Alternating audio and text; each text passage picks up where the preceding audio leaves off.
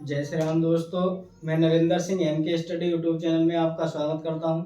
CTET की तैयारी के अंतिम पड़ाव में आपको जो भी क्वेश्चन दिए जा रहे हैं वो सीटेट की महत्वपूर्ण दृष्टि से दिए जा रहे हैं, जो कि ज़्यादा से ज़्यादा ऐसे पैटर्न पर सीटेट में क्वेश्चन आपको मिल सके, इस लेवल के क्वेश्चन आपको दिए जा रहे हैं। और ज़्यादा समय न लगाते हुए श्रृंखला को शुरू करते हैं आगे।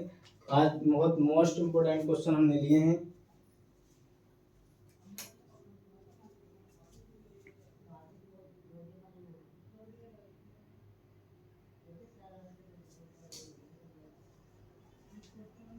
पहला क्वेश्चन है हमारे पास आज का, इसमें क्वेश्चन नंबर 1 जो है क्या है, देखिए क्वेश्चन है एक संतरे का मूल्य, क्वेश्चन ये है एक संतरे का मूल्य, एक संतरे का मूल्य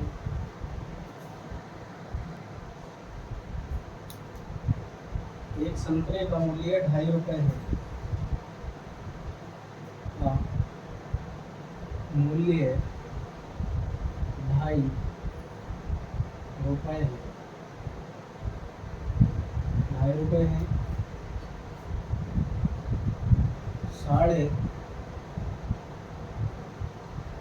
3.5 दर्जन संतरों का मूल्य क्या होगा? ऑप्शन ए में दिया गया है, ऑप्शन नंबर ए में दिया गया है हमें 112 रुपये होगा। बी में दिया गया है 105 रुपये होगा। और सी ऑप्शन में दिया गया है 119 रुपये होगा। और डी ऑप्शन में दिया गया है 120 रुपये होगा, 120 रुपये होगा। ठीक है, ये हमें दिया गया है कि एक संतरे का मूल्य 2.5 रुपये है। 3.5 दर्जन संतरों, मतलब कि 3.5 दर्जन संतरे हो तो उनका मूल्य क्या होगा? उनका मूल्य इनमें से ही कोई ऑप्शन दिया गया है। एक तो 12 रुपये होगा, 105 रुपये होगा, 119 रुपये होगा कि 120 रुपये होगा। इनमें से हमें बताना है कि क्या होगा। देखिए, एक दर्जन बराबर जो होते हैं, एक दर्जन के बराबर होते हैं 12। एक दर्जन में 12 वस्तुएं होती हैं, चाहे वो फल हो या कोई सी भी चीज हो, 12 होती है एक दर्जन में। अब हमसे पूछ रहा हो कि 3.5 दर्जन, 3.5 दर्जन के जो बराबर हमारे पास हैं वो कितना आएगा? देखिए, 3.5 दर्जन में 12 गुणा 3 और प्लस के 6 सब वस्तुओं को जोड़ेंगे तो यहाँ पर हमारे पास संतरों की जो संख्या हुई, संतरों की संख्या हो गई 42। कितने संतरे दिए गए? 42 संतरे हमें दिए गए हैं। और 42 संतरे हमें यहाँ पर ये मिले। 3.5 दर्जन में संतरों की संख्या हो गई 42। अब हमें इसमें बताना है, और हमें इस एक संतरे का मूल्य एक संतरे का मूल्य दे रखा था 2.50 रुपये। हमें निकालने हैं इसमें कि 3.5 दर्जन संतरों का मूल्य, 3.5 दर्जन संतरों का मूल्य। तो हम 3.5 दर्जन संतरों का मूल्य निकालेंगे तो 42 आएगा और गुणा में आएगा 2.50 रुपये। आप इसके साथ अगर गुणा करें तो आएगा हमारे पास, इसकी गुणा करने के साथ 105 रुपये आएगा। आप कर भी देख लेना, इतना ही आएगा। ठीक है, हमें 105 रुपये इसका ऑप्शन मिला है। इस प्रकार के क्वेश्चन, चॉकलेट से संबंधित क्वेश्चन दर्जनों पर और पैसों पर संबंधित क्वेश्चन, या इन पर फल पर संबंधित कि इतनी दर्जन में है, और एक समय पर क्वेश्चन की ये ट्रेन इतने बजे से वहाँ से चली है, ये सब क्वेश्चन मैं अपनी क्लासों में ये इनकी थ्योरी पढ़ा चुका हूँ। बाकायदा मैंने पूरे कोर्स को कंप्लीट उसमें किया है। आप जाकर देखें, एमके स्टडी पर प्लेलिस्ट पड़ी हुई है सीटेट के नाम से, उसमें सारी चीज़ें आपको मिलेंगी। और इस प्रकार के क्वेश्चन, अब उन पर ही क्वेश्चन आगे मैं बढ़ा रहा हूँ। देखिए, अगला क्वेश्चन क्या है? आज का अगला क्वेश्चन है हमारा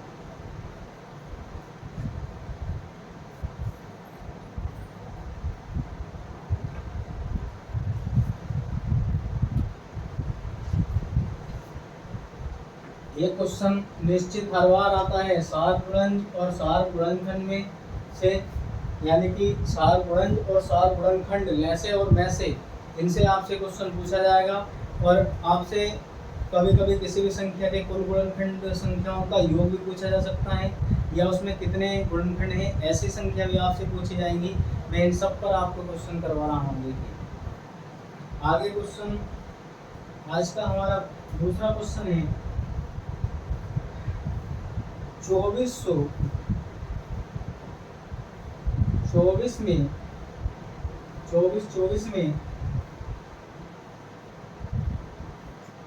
2 के स्थानीय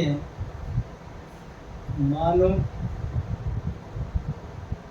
का योग होगा।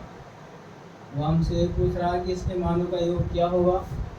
ऑप्शन नंबर ए ऑप्शन में दिया गया है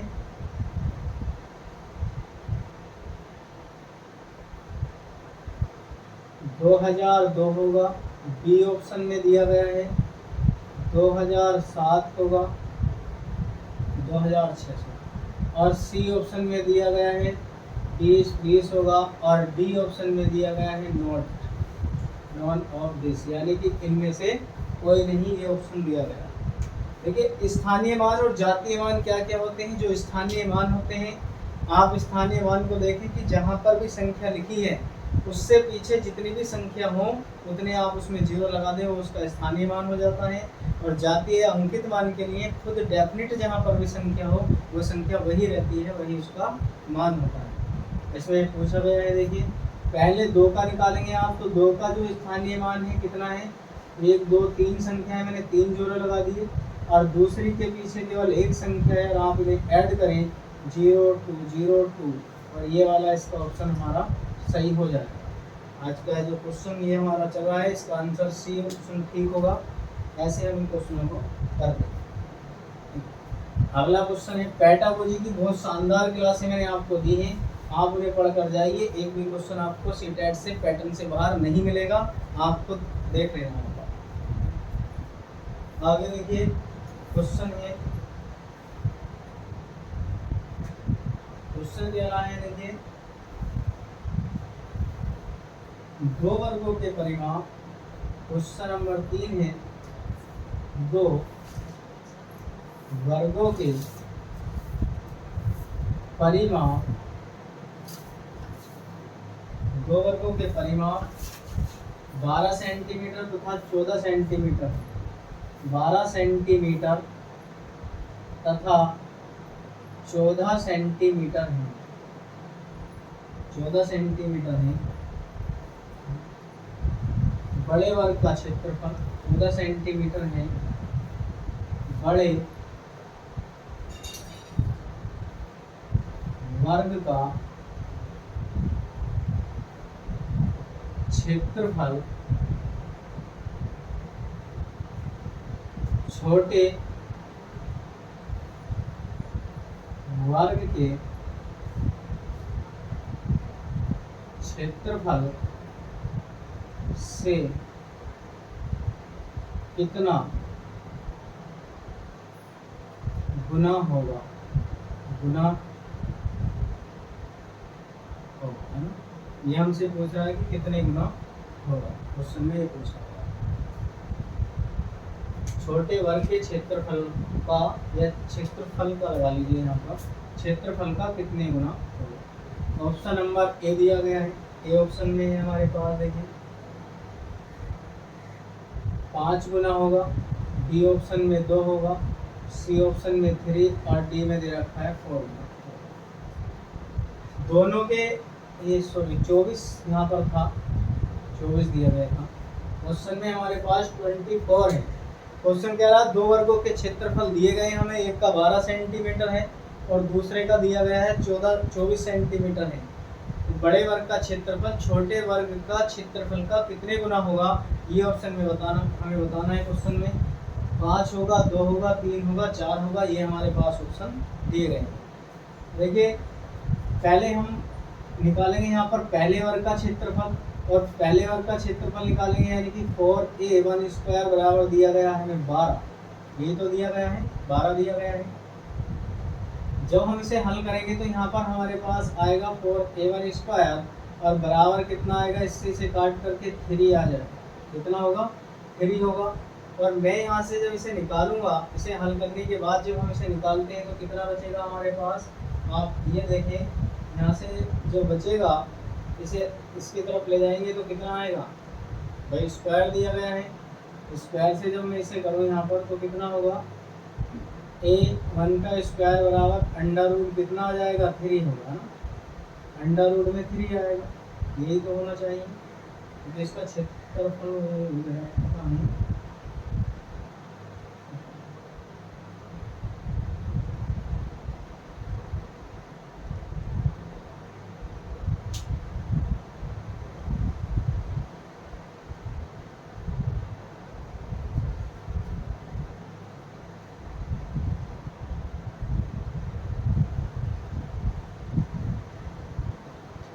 ये क्वेश्चन में जो दिया गया था, मैंने शायद क्वेश्चन पढ़ा भी ऐसे ही था, परिमाप दिया गया था ना, इसमें वर्ग का क्षेत्रफल नहीं परिमाप दिया गया है। सॉरी, हमें क्षेत्रफल बताना है कि कितने गुना होगा ना, मैंने गलत पढ़ा है शायद, इसके लिए सॉरी, मुझे खुद याद नहीं है मैंने सही पढ़ा है गलत। देखिए इसमें ये परिमाप दे रखा, और वर्ग का परिमाप 4a1 पहले वर्ग का परिमाप होगा, और ये हमारे पास 12 है, आप इससे इसे काटेंगे तो कितना बचेगा, ये हमारे पास आएगा a1 की जो वैल्यू आएगी ये 3 है, और पहले वर्ग का क्षेत्रफल अगर मैं निकालूं तो a1² बराबर हमारे पास आएगा 9, कितना होगा 9 होगा। दूसरा जब हम निकालेंगे इसमें दूसरे वर्ग का क्षेत्रफल, यानी कि यहाँ पर परिमाप दिया गया 4a2 बराबर 24, इससे मैं इसे काटूंगा तो कितनी बार जाएगा, ये 24 ही दिया गया था ना, और 24 को जब हम इससे काटेंगे तो कितनी बार जाएगा यहाँ पर, 6 चौक 24, 6 बार चला गया, a2 बराबर हमारे पास 6 आया। जब इसका क्षेत्रफल निकालेंगे तो a2 का स्क्वायर बराबर आएगा 36। अब वो हमसे पूछ रहा है कि कितना गुना होगा, तो यहाँ पर हम बड़े वर्ग का क्षेत्रफल और बटे में लिखेंगे क्या, छोटे वर्ग का क्षेत्रफल। बड़े वर्ग का 36 है और बटे में आएगा 9, आप इससे से काटेंगे 4 बचेगा, तो बड़े वर्ग का क्षेत्रफल छोटे वर्ग का 36 गुना हो, सॉरी 4 गुना होगा। हम ऐसा क्वेश्चन कर सकते हैं, पहले मैंने क्वेश्चन पढ़ने में ही गलती कर दी शायद, इसलिए क्वेश्चन का आंसर पहले नहीं आ पा रहा था। इस टाइप से आप क्वेश्चन करेंगे हो जाएगा। आगे देखिए क्वेश्चन है, यहाँ से आगे क्या क्वेश्चन दिया गया है।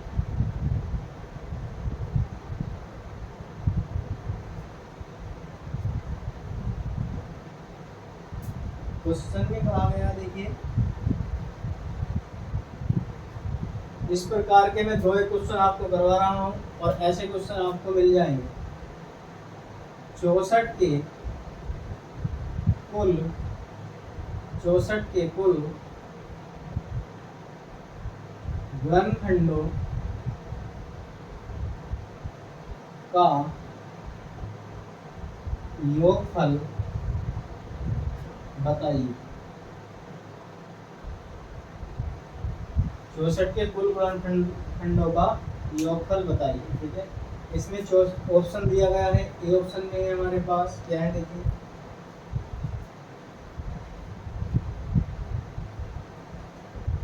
ए ऑप्शन में है 125, बी ऑप्शन में है 121, सी ऑप्शन में 127 है और डी ऑप्शन में 132। ये दिया गया है कि 64 के कितने गुणनखंड हैं जिनका कुल योग क्या होगा। ये हमारे पास क्वेश्चन के ऑप्शन दिए गए हैं। देखिए यदि हम 64 के गुणनखंड करें कि 64 2 से कटेगा, 4 से कटेगा, फिर कुल 6 से कटेगा, 8 से कटेगा, इस तरह से, तो आपसे शायद कोई संख्या छूट भी सकती है।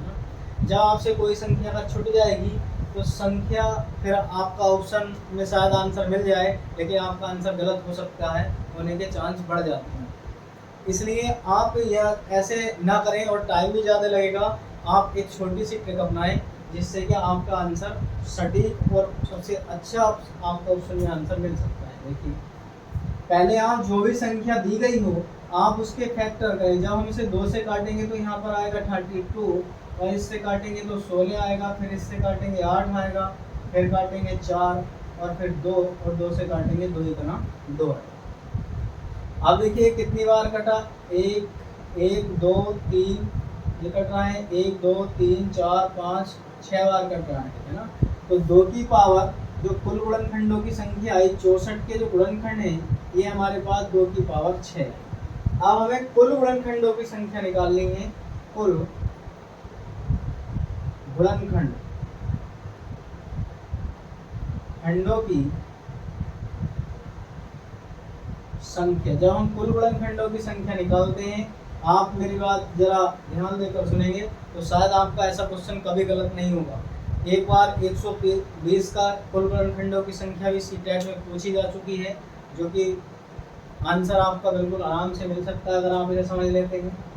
जितनी पावर दी गई है आप 2 की पावर को 0 से शुरू करें, 2 की पावर को 0 से शुरू करें, और जितनी भी पावर दी गई है आप प्लस लगाते हुए वहां तक पहुंच जाएं। जैसे 2 की पावर 0 प्लस 2 की पावर 1 प्लस 2 की पावर 2 प्लस 2 की पावर 3 प्लस 2 की पावर 4 प्लस 2 की पावर 5 और प्लस 2 की पावर 6, यहाँ तक पहुंच सकते हैं।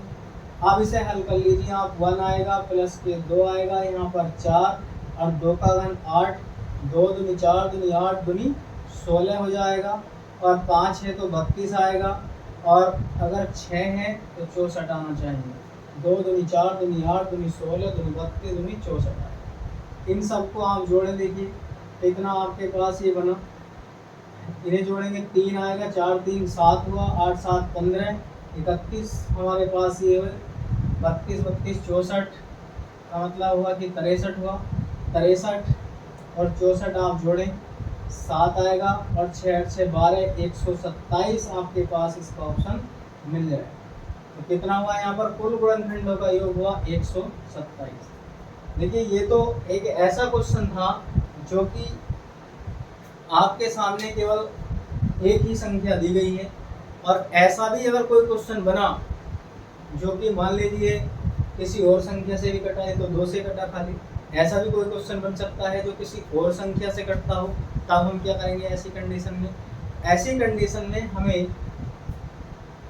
फिर उसका थोड़ा सा अलग तरीका हो जाता है, बीच में उसमें क्या चलता है और अंदर ब्रैकेट के क्या होता है, ये ऐसा क्वेश्चन में लेकर चल रहा हूँ जिससे आप आसानी से क्वेश्चन को कर सकते हैं। देखिए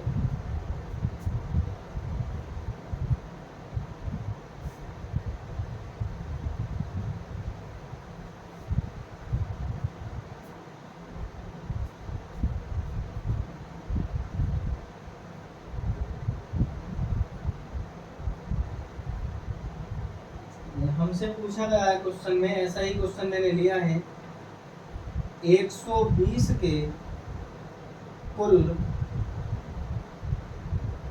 गुणन खंडों का योगफल बताइए। इससे आपको एक क्वेश्चन मिलना तय ही है। पहले ऑप्शन में है 240 होगा, और बी ऑप्शन में है 360 होगा, सी ऑप्शन में है आपके पास 140 आएगा, और डी ऑप्शन में आएगा नोट, यानी कि इनमें से कोई नहीं।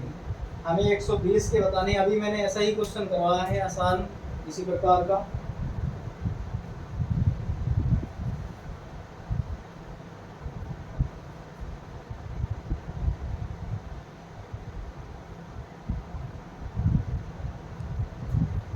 अब आप इसमें क्या करेंगे, देखिए पहले आप 120 को हल करें।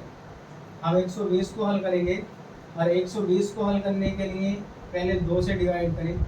आप 2 से भाग करेंगे तो 60 आएगा, फिर 2 से भाग करेंगे हम 30 आएगा, 2 से भाग करेंगे तो आप 15, और फिर 3 से करेंगे इसे। जब हम 3 से डिवाइड करेंगे कितना आएगा, 5 आएगा, फिर 5 से करेंगे तो 1। अब ये जितनी बार कट रहा है पहले इसे लिखें।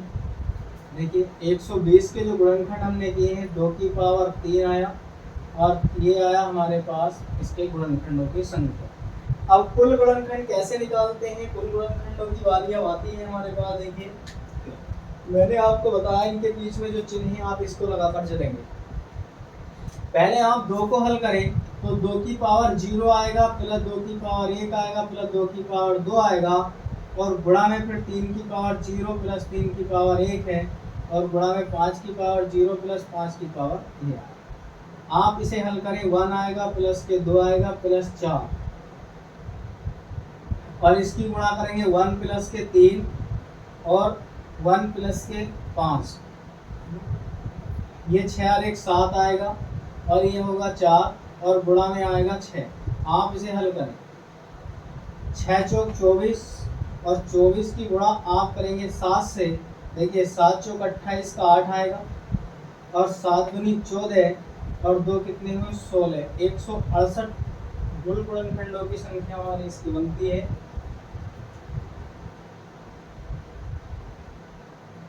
सॉरी, हमने ये थोड़ा क्वेश्चन कम करा क्योंकि यहाँ पर 3 पावर दी गई है, मैंने 2 तक ली है कुल, इसलिए कम आ रहे हैं। आप इसमें करेंगे 2 की पावर 2 लिखें, प्लस 2 की पावर 3, अब ये सही हुआ ना, और गुणा में 3 की पावर 0 प्लस 3 की पावर 1 आएगा, और 5 की पावर 0 प्लस 5 की पावर 1। इसे हल करें, यहाँ 1 आएगा, प्लस 2 है, प्लस के 4 है, और प्लस के आएगा 8, गुणा में 1 प्लस के 3 आएगा, और 1 प्लस के आएगा 5। 8 4 12, 12 2 14, और 1 कितना हुआ हमारे पास आया 15 ना।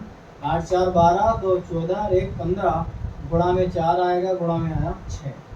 6 चौक 24, 24 की और आप 15 की गुणा करें, 15 चौका 60 का 0, 15 दूनी 30, और 6 हुआ 36, 360 आती है। और यही हमारे पास क्या होगा, कुल गुणनखंडों की संख्या होगी। क्या होगा, कुल गुणनखंडों की संख्या कितनी होगी, 360 होगी। 120 के कुल गुणनखंडों की संख्या हमारे पास, कुल गुणनखंडों की संख्या, कुल गुणनखंडों का योग है 360। अगर संख्या पूछता है तो संख्या अलग निकालेंगे, और खंडों का योग पूछता है तो उसका करने का तरीका ये। ठीक है, आगे ऐसा ही क्वेश्चन हम आगे लेते हैं। देखिए क्वेश्चन बहुत महत्वपूर्ण आज की क्लास में ले रहा हूँ, जिससे आप ज़्यादा से ज़्यादा क्वेश्चन कर सकें और आपको अच्छा लाभ पेपर में मिल सके। क्वेश्चन है हमारे पास आगे,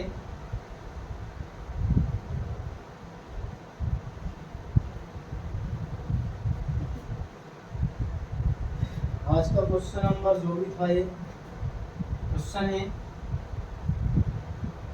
10 मीटर लंबे एक वर्गाकार कमरे के फर्श को 10 मीटर लंबाई के एक वर्गाकार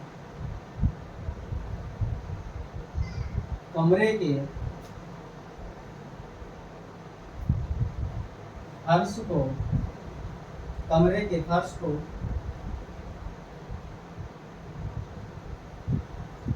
वर्गाकार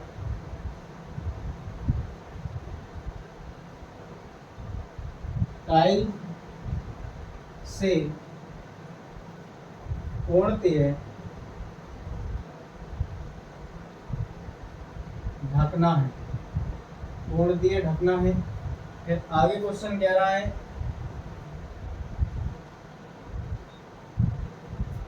यदि प्रत्येक टाइल की लंबाई, यदि प्रत्येक टाइल की लंबाई कितनी हो, 50 सेंटीमीटर हो, तो 50 सेंटीमीटर हो तो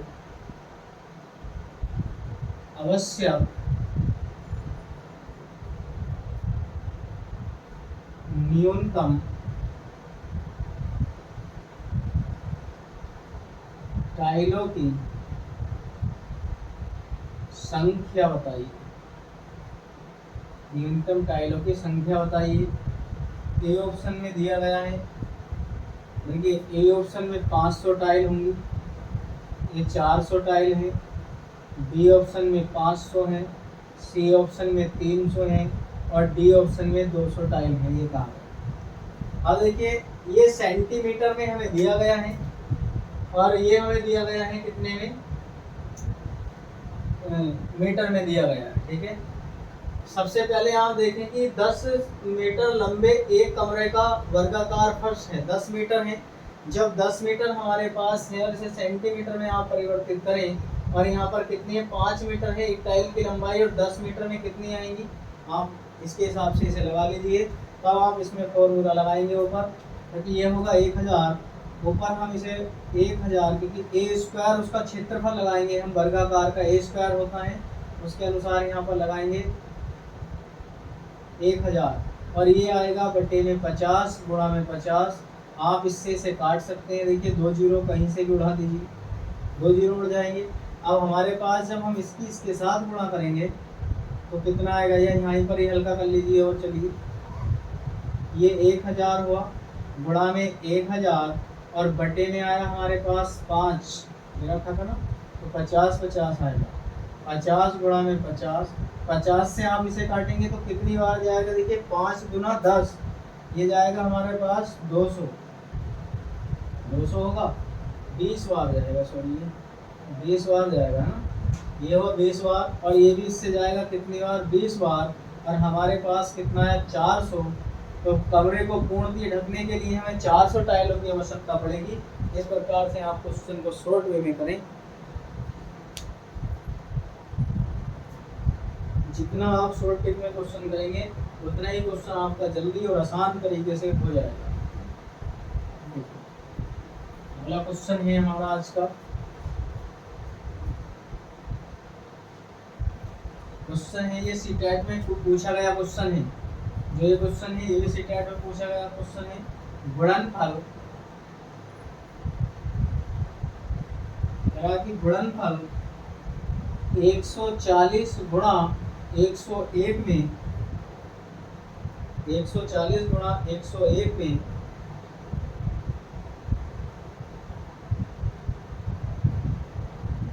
क्या जोड़ा जाए जिससे में क्या जोड़ा जाए जिससे, इसमें क्या जोड़ा जाए जिससे कि 144 चौदह प्राप्त हो,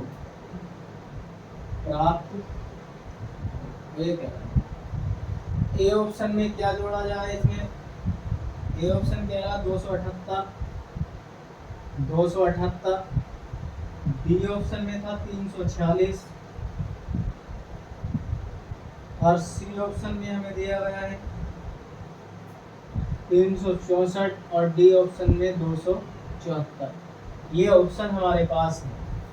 देखिए जब भी जोड़ने की बात कही जाए, मैं आपको एक बहुत आसान चीज़ बता रहा हूँ, जब भी कहीं पर जोड़ने की बात की जाए कि इसमें क्या जोड़ा जाए जिससे कि प्राप्त यह हो जाए, तो जो हमारे पास प्राप्त संख्या कह रहा है, जैसे ये प्राप्त करने की बात कह रहा है, तो आप इसकी गुणा कर आप इसे इसमें से घटा दीजिए, जो भी संख्या आएगी वो जोड़ने पर उसके गुणनफल में अपने आप वो प्राप्त हो जाएगी। आप इस प्रकार से क्वेश्चन को करेंगे तो आपका क्वेश्चन बहुत आसान हो जाएगा। देखिए जैसे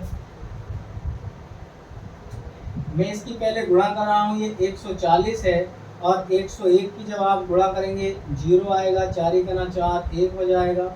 जब हम 0 की गुणा करेंगे तो सब 0 ही आएगा, 1 की गुणा करेंगे 0 आएगा, फिर हमारे पास 4 और 1 आएगा, 0 4 1 होगा, 4 होगा 1। ये हमारे पास था 14 140 है ना। अब 14 140 को आप इसमें से घटा दीजिए, 414 में से आप क्या घटाएंगे, इसको घटा दीजिए, और 1 आप माइनस करें। जब हम इसमें से इसे घटाएंगे 4 बचेगा, इधर हमने एक ढाई ली तो ये हुआ 11, 11 में से 4 के 7 बचेंगे, और यहाँ से जब हम 2 में से 1 बचाएंगे, यहाँ बचा 3 में से घटाएंगे तो बचेगा हमारे पास 2, बाकी ये सब क्या है 0 0 बचेंगे, तो 274 संख्या हमारी बची। 274 आप इसके गुणनफल में जोड़ दें तो आपको प्राप्त हो जाएगा। इस प्रकार से आप क्वेश्चन को करें, क्वेश्चन बिल्कुल मज़ेदार बन जाएगा और क्वेश्चन बहुत आसान भी हो जाएगा। कोई ना कोई क्वेश्चन इस टाइप का आपको जरूर मिलेगा।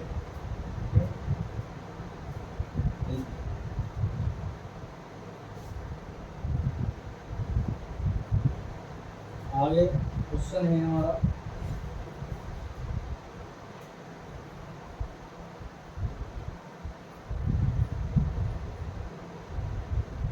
हमसे पूछा गया, देखिए ये सीटेट का क्वेश्चन है।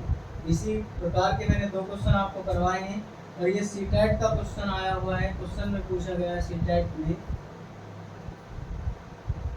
कि संख्या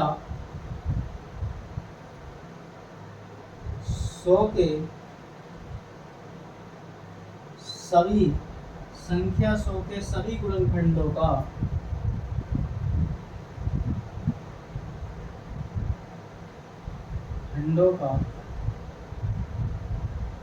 योगफल ज्ञात कीजिए।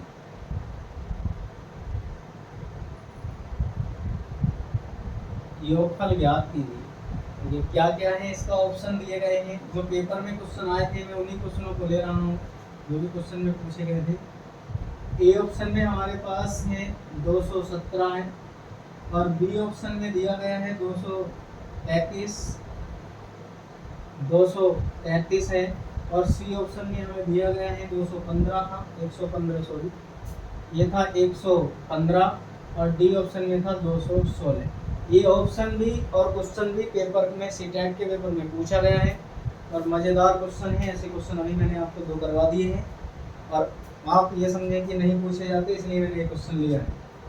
आप सबसे पहले 100 के फैक्टर करें। 100 को हम जब 2 से काटना प्रारंभ करेंगे 50 आएगा, फिर 2 से काटेंगे तो आया 25 और मैं इसे 5 से काटूंगा, 5 पंजे 25, फिर 5 से काटेंगे तो 1 हो जाएगा। देखिए 2 से काटा 50, फिर 2 से काटा 25 और 25 से काटा तो 5 से काटा फिर 5 आएगा और 5 से काटने पर कहानी खत्म। जो 100 के हमें गुणनखंड प्राप्त हुए 2 और 5 की पावर 2 प्राप्त हुए।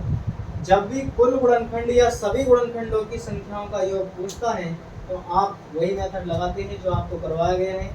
हमने आपको करवाया है 2 की पावर 0 से स्टार्ट करें, 2 की पावर 0 से स्टार्ट करेंगे, 2 की पावर 0 प्लस 2 की पावर 1, ठीक है। और कहाँ तक जाते हैं, जहाँ तक गुणनखंड की घात दी गई है। कितनी है, 2 है, 2 की पावर 2 आएगा, ठीक है। इसमें करेंगे हम 5 की पावर 0, 5 की पावर 1 और 5 की पावर, ठीक है।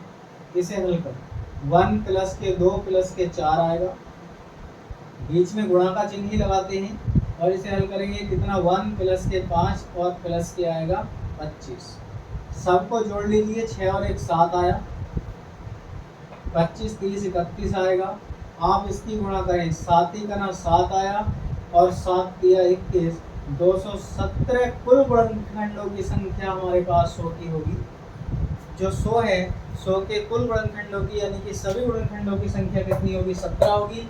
इस प्रकार से आप क्वेश्चन को आसानी से कर सकते हैं और सभी प्रकार के क्वेश्चन इस टाइप से के जितने भी आने वाले क्वेश्चन हैं आप उन्हें ऐसा कर सकते हैं। देखिए अगले क्वेश्चन में पूछा गया है, क्वेश्चन है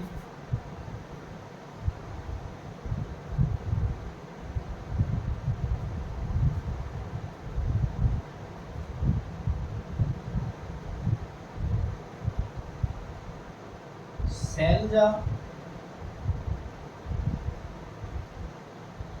विभिन्न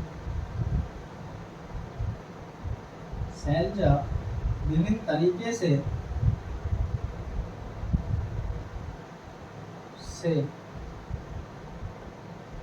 संख्या को व्यक्त कर रही है, संख्या को व्यक्त कर रही है। उदाहरण के लिए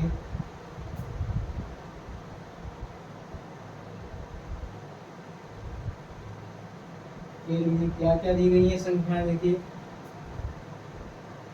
4 दिया गया है, उसने 4 को 2 प्लस 2 अथवा आगे दिया गया हमारे पास इसे 4 को उसने 1 प्लस 3 आदि के रूप में व्यक्त किया, ठीक है। फिर कह रहा है कि वो पूछ रहा है कि वह संख्या की किस विकासात्मक अवस्था पर है। इस विकासात्मक अवस्था पर है ऐसा पूछा गया है। ए ऑप्शन में दिया गया है, देखिए इसमें गुणन खंडीय अवस्था, और बी ऑप्शन में दिया गया है संक्रिय अवस्था,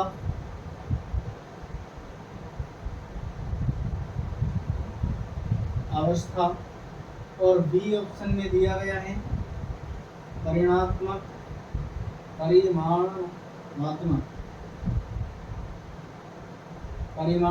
अवस्था,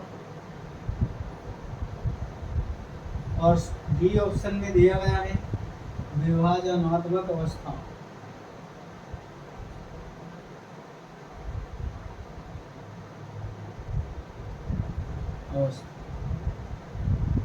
ये नए हैं, ये दिया गया।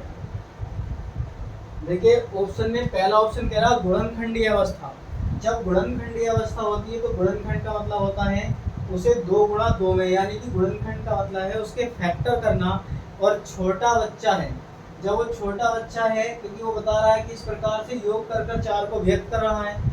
जब छोटा बच्चा है तो गुणनखंड अवस्था पर नहीं होगा, गुणनखंडीय अवस्था पर नहीं।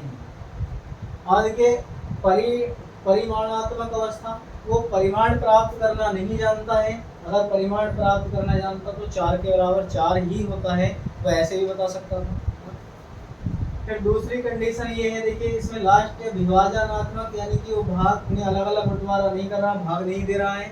और संक्रिय अवस्था में जब इस प्रकार टुकड़ों में किसी भी संख्या को तोड़कर जोड़कर बताया जाता है तो वो संक्रियात्मक अवस्था पर होता है, जो कि पहली अवस्था है। आप पढ़ते हैं छोटे लेवल में कुछ नियम होते हैं, उन्हें तोड़कर जोड़कर सिखाया जाता है बच्चे को। छोटी क्लासों में आप देखो होगा प्राइमरी लेवल में इसी कंडीशन के क्वेश्चन बालक को सिखाए जाते हैं। तो वो कौन सी अवस्था पर सिखाए जाते हैं? संक्रिय अवस्था पर सिखाए जाते हैं। इसमें से जहाँ पर भी संक्रिय हो, सक्रिय हो या प्रोत्साहित करना हो, ऐसे जो भी शब्द हैं आपको एक आध दिन में क्लास मिलेगी। जो भी इम्पोर्टेंट कुछ शब्द हैं निगेटिव और पॉजिटिव की दृष्टि से आप उन्हें पढ़ें। और आपका किसी भी सब्जेक्ट में, चाहे वो साइकोलॉजी हो, हिंदी हो, पर्यावरण हो, मैथ हो, संस्कृत हो, वो सभी सब्जेक्टों में आपको पॉइंट मिलेंगे। और उनमें से यदि आप सही कर लेते हैं, उन पॉइंटों को पहचान लेते हैं क्वेश्चन में, तो आपका क्वेश्चन बिल्कुल ठीक हो जाएगा और एक बहुत अच्छा स्कोर आप करेंगे, जो कि आपको एक आध दिन की क्लास मिलने वाली है। 2-4 मिनट का सेशन वो होगा जिसमें सारे पॉइंट इंपॉर्टेंट पॉइंट मैं आपके साथ डिस्कस कर दूंगा। आप मेरी क्लास को अवश्य देख लेना, आपको उस क्लास से बहुत हेल्प मिलेगी। शायद सीटेट का पहला ही क्वेश्चन उस क्लास के पैटर्न से आपको मिल जाए, आप ये भी देख लेना। ऐसा मैं उस क्लास में सारे पॉइंट आपको डिस्कस कर दूंगा। शायद आगे आने वाली क्लास में ही आपको ऐसा कुछ मिल जाए, क्योंकि अब आगे समय नहीं है, 2-3 दिन का टाइम है, जो भी है 4-5 दिन का, इसमें ही आपको जो भी पढ़ना है पढ़ लें। ज़्यादा रिवीजन करें, जो आप पढ़ चुके हैं पुराने प्रीवियस और पेपर पढ़ें, और नई चीज़ कोई ना पढ़ें, क्योंकि नई चीज़ पढ़ने पर माइंड पर प्रेशर हो जाता है। जितना भी आप पीछे पढ़ चुके हैं, आप ज़्यादा से ज़्यादा उसकी तैयारी करें, आप एक अच्छा स्कोर कर पाएंगे यदि आपने रेगुलर क्लास ली है। तो आज की क्लास को हम यहीं पर विराम देते हैं। जो भी हमारी क्लास को न्यू भाई बहन देखें, एक बार अवश्य सब्सक्राइब करें और कमेंट बॉक्स में बताएं कि कैसी क्लास आपको लगी है। क्लास को लाइक करें, अपने 2 मित्रों को अवश्य शेयर करें। आज के लिए इतना ही, जय हिंद।